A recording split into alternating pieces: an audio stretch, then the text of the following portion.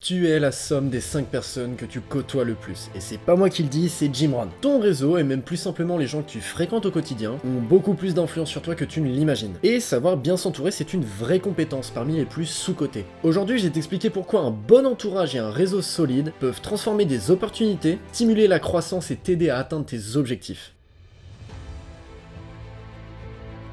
Juste avant de commencer, je tenais à te remercier car on a officiellement passé les 100 premiers abonnés sur la chaîne au moment où j'enregistre ça. Merci infiniment pour votre soutien, on est en route vers les 1000 abonnés. Bref, j'arrête de bavarder et je te propose de commencer sans plus attendre avec la partie 1, pourquoi l'entourage est essentiel.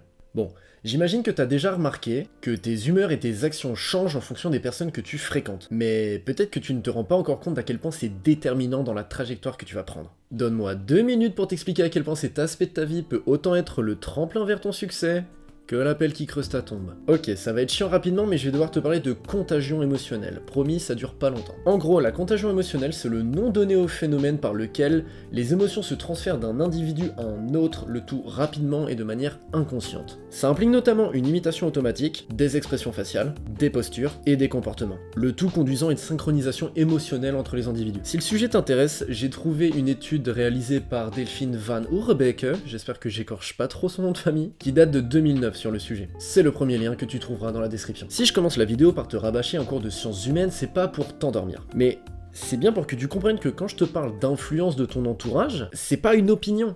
C'est une réalité scientifique.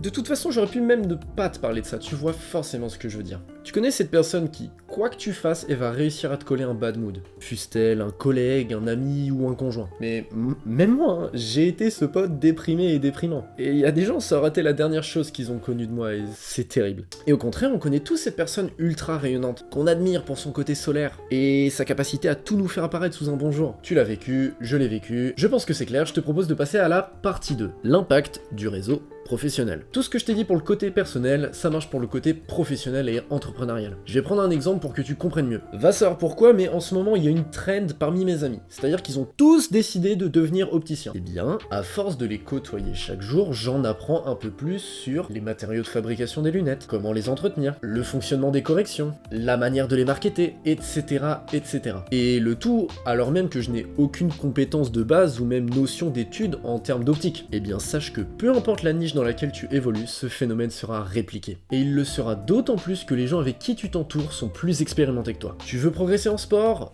Traîne avec les monstres de ta salle. Tu veux apprendre une nouvelle langue? Trouve un natif avec qui converser. Tu veux gagner beaucoup d'argent?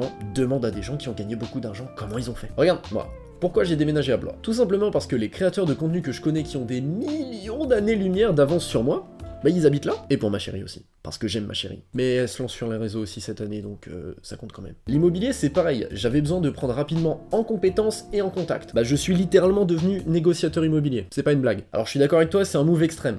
Mais maintenant, les discussions autour de moi, c'est 8 points de rentabilité nette, des holdings et des biens off-market. Pas juste ton oncle bourré qui te dit « Ah, investis dans la pierre, c'est sûr, tu perdras jamais ton argent. » Je sais pas ce que je fais. Et plus tu t'entoureras de gens chauds, plus tu seras susceptible qu'on te présente et de rencontrer de personnes encore plus chaudes. Plus tu auras accès à des informations exclusives, des conseils, voire même des mentorats de meilleure qualité. En plus, toi qui me suis sur Insta, tu sais déjà jusqu'où ça peut mener. J'espère que je récupérerai les fichiers vidéo à temps. Mais si tout se passe bien, je t'expliquerai tout ça dans la vidéo de la semaine prochaine. Je te montrerai comment, grâce à mon réseau, je me suis retrouvé au Grand Rex à Paris. Et là, je te vois venir. Tu vas me dire, mais quoi? Mais le Grand Rex, c'est trop stylé, t'es allé voir quoi? Voir?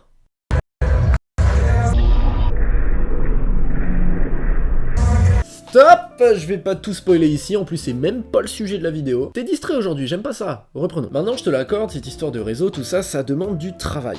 Là-dessus, on est d'accord. Mais c'est pas grave, on va développer ça tous ensemble tout au long de l'année. Stresse pas. D'ailleurs, c'est le thème de la troisième partie. Abonne-toi si t'aimes les transitions méga fluides. Partie 3, comment développer et entretenir un réseau efficace. Déjà, à mon avis, il faut que ça reste une démarche naturelle. Je pense que le tout petit réseau que j'ai aujourd'hui, je le dois beaucoup plus au simple fait d'apprécier rencontrer de nouvelles personnes qu'à la réelle volonté de créer un réseau. En plus, souvent, on voit le networking d'un mauvais œil, comme si c'était une activité de grand manipulateur, tu vois, c'est un peu sataniste.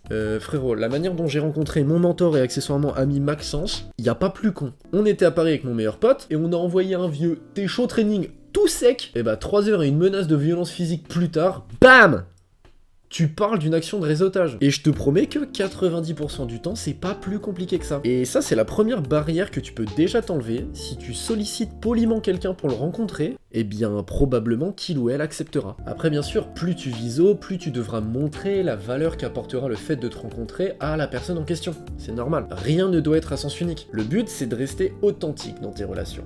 On n'est pas là pour accumuler un maximum de contacts coûte que coûte. Plus tu es bienveillant, et plus tu partageras ton expertise, ton soutien, ou simplement ta compagnie, et plus les gens seront susceptibles de te le rendre. Vraiment, garde à l'esprit que quelqu'un qui est meilleur que toi dans un domaine, mais il sera plus qu'heureux de t'expliquer comment il a fait pour en arriver là. D'ailleurs, si tu rencontres de la négativité ou de la moquerie, c'est peut-être le signe qu'il y a du tri à faire dans ton entourage. C'est quelque chose qui se fait plus ou moins naturellement, mais à titre personnel, je me suis rendu compte, je n'ai pas nécessairement besoin d'être ami avec tout le monde, et 2, en plus j'ai pas envie. Donc autant dire que ça a été drastique. Bref, on a plein de super nouvelles personnes à aller rencontrer cette année, et je compte tout te dévoiler sur cette chaîne. J'ai prévu de participer à au moins 2 événements de réseautage cette année, dont un dans l'immobilier, et j'espère qu'il m'amènera à vous parler d'un autre projet sur lequel je travaille depuis quelques temps. Et la seule manière que t'as de ne rien manquer de tout ça, bah c'est de t'abonner si tu l'as pas déjà fait. N'hésite pas non plus à me suivre sur Instagram, comme ça tu seras au courant en temps réel de tous les projets en cours. T'aurais été au courant pour le Grand Rex par exemple. En attendant, je te dis à la prochaine, d'ici là, porte-toi bien et on se retrouve samedi prochain pour une nouvelle vidéo.